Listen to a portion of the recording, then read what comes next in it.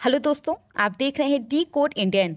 तो यहाँ पे central board of direct taxes के द्वारा एक कॉमन आईटीआर फॉर्म को प्रपोज किया गया है। जितने सारी भी टैक्स पेयर्स हैं हमारे देश में, उन सभी के लिए ध्यान दीजिएगा कि यहाँ पे सिर्फ अभी इस फॉर्म को प्रपोज किया गया है। ऐसा नहीं है कि अभी तक जो अलग अलग फॉर्म हैं हमारे सामने आईटीआर 1, 2, 3, 4, 5, 6, 7 इन सभी को हटा दिया गया है। अभी इसे सिर्फ प्रपोज किया गया है और ये अपडेट इतना ज़रूरी है, इसका अंदाजा आप इससे लगा सकते हैं कि ऑलमोस्ट जितने सारे भी न्यूज़ आउटलेट हैं उन सभी ने इस बात को कवर किया है। यहाँ पे द मिंट का आर्टिकल आप देख सकते हैं, द इंडियन एक्सप्रेस का आर्टिकल आप देख सकते हैं। तो ये इसी के बारे में हम बात करते हैं कि एग्जैक्टली ये पूरा है क्या। जैसा कि आपको पता होगा कि अभी तक हमारे देश में टोटल 7 आईटीआर फॉर्म हैं जो कि अलग अलग कैटेगरी के टैक्स पेयर के द्वारा अलग अलग फॉर्म यूज़ किया जाता है। जैसे मान लीजिए आईटीआर फॉर्म 1 है, उसको सहज कहा जाता है और ये स्मॉल और मीडियम टैक्स पेयर के द्वारा यूज़ किया जाता है रिटर्न फाइल करने के लिए। अब यहाँ पे जो स्मॉल और मीडियम टैक्स पेयर है उसका मतलब क्या है? उसका मतलब वैसे इंडिविजुअल से हैं, वैसे व्यक्ति से है जिनकी सालाना इनकम 50 लाख रुपए तक है और उनको जो ये इनकम प्राप्त हो रहा है वो उनकी सैलरी से प्राप्त हो रहा है, या फिर उनका कोई एक हाउस प्रॉपर्टी है उनसे उनको ये इनकम प्राप्त हो रहा है, या फिर कोई इंटरेस्ट वगैरह से उनको इनकम प्राप्त हो रहा है। तो वो लोग यहाँ पे आईटीआर फॉर्म 1 फाइल करते हैं जिसको कि सहज कहा जाता है। और मैं आपको बता दूं कि ये काफ़ी ज़्यादा लोगों के द्वारा फाइल किया जाता है। इसके बाद जो आईटीआर 2 है वो बेसिकली ऐसे लोगों के लिए है जिनका इनकम का सोर्स रेसिडेंशियल प्रॉपर्टी है।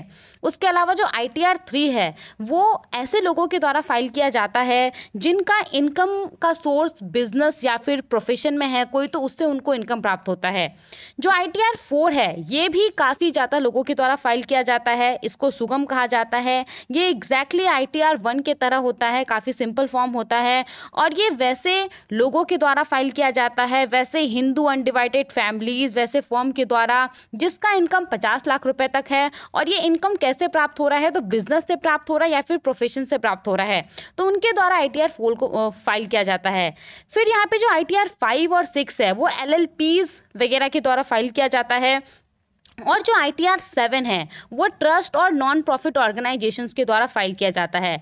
अब यहाँ पे जो आईटीआर 1 से लेकर के आईटीआर 7 तक है, कई बार जो टैक्स पेयर्स होते हैं जिनको काफ़ी ज़्यादा नॉलेज नहीं होता है वो कई बार कंफ्यूज हो जाते हैं कि उनको कौन सा आईटीआर फाइल करना चाहिए। और इसी चीज़ को यहाँ पे सिंप्लीफाई करने के लिए जो central board of direct taxes है, जिसका बेसिकली इंडिया के अंदर डायरेक्ट टैक्स को इम्पोज करना और कलेक्ट करना काम है, तो उन्होंने यहाँ पे एक single income tax return form को प्रपोज किया है सभी टैक्स पेयर के लिए।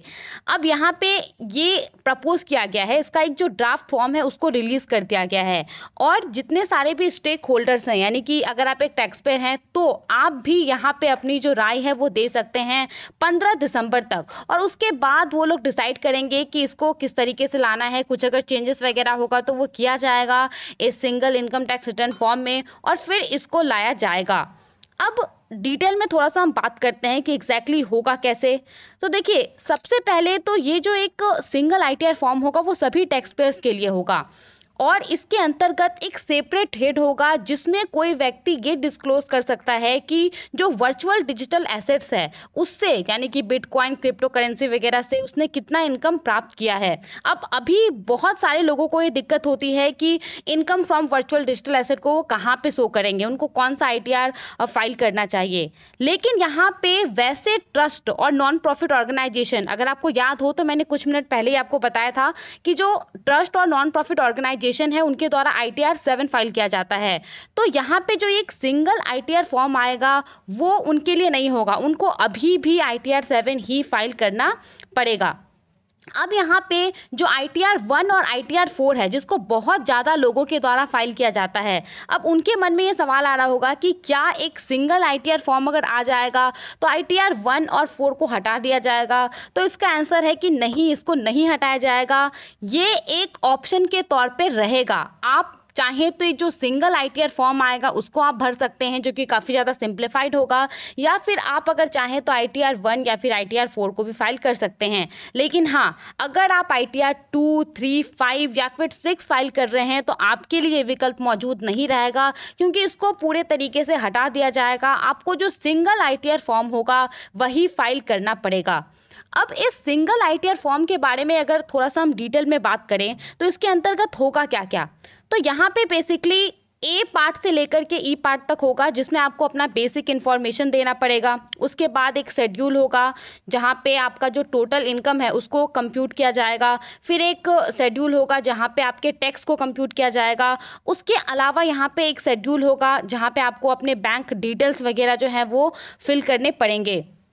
इन सब के अलावा ये जो कॉमन आईटीआर फॉर्म या फिर सिंगल आईटीआर फॉर्म होगा वो काफ़ी ज़्यादा कस्टमाइज्ड होगा टैक्स पेयर्स के लिए। कस्टमाइज्ड इन द सेंस कि आपसे कुछ कुछ सवाल पूछे जाएंगे और जिन सवाल का आप जवाब देंगे उस जवाब से जो भी एसोसिएटेड शेड्यूल रहेगा वही आपके लिए विजिबल होगा। अब मान लीजिए कि आपसे कुछ सवाल पूछा गया कि आपका कोई हाउस प्रॉपर्टी है या नहीं है और आपने जवाब दिया नो, तो उस पर्टिकुलर सवाल से रिलेटेड जितने दूसरे सवाल होंगे वो ऑटोमेटिकली रिमूव हो जाएंगे, वो आपसे पूछे ही नहीं जाएंगे।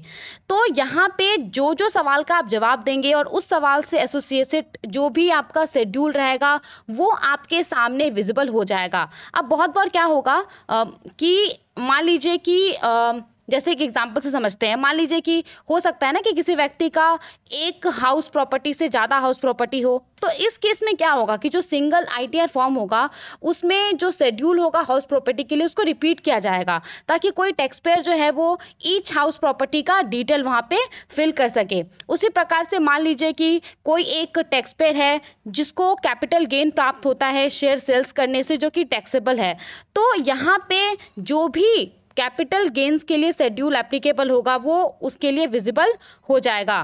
तो इस प्रकार से ये पूरा काम करेगा। अब यहाँ पे जो टैक्स पेयर्स हैं उनको बस सिंपल सा काम क्या करना है, जो उनसे क्वेश्चंस पूछे जाएंगे उनको जवाब देना है और उनको बस उसी क्वेश्चन का जवाब देना है। जो भी क्वेश्चन का वो जवाब देंगे यस में, उसी से एसोसिएटेड जो शेड्यूल रहेगा वो उनके सामने विजिबल हो जाएगा जिसका भी वो यस में जवाब देंगे और इससे काफ़ी ज़्यादा टाइम बचेगा, काफ़ी ज़्यादा एनर्जी बचेगा। तो आज के इस वीडियो में इतना ही था। आई होप आपको ये जो जानकारी है वो समझ आई होगी। आप इसके बारे में क्या सोचते हैं हमें अपना ओपिनियन ज़रूर बताएं।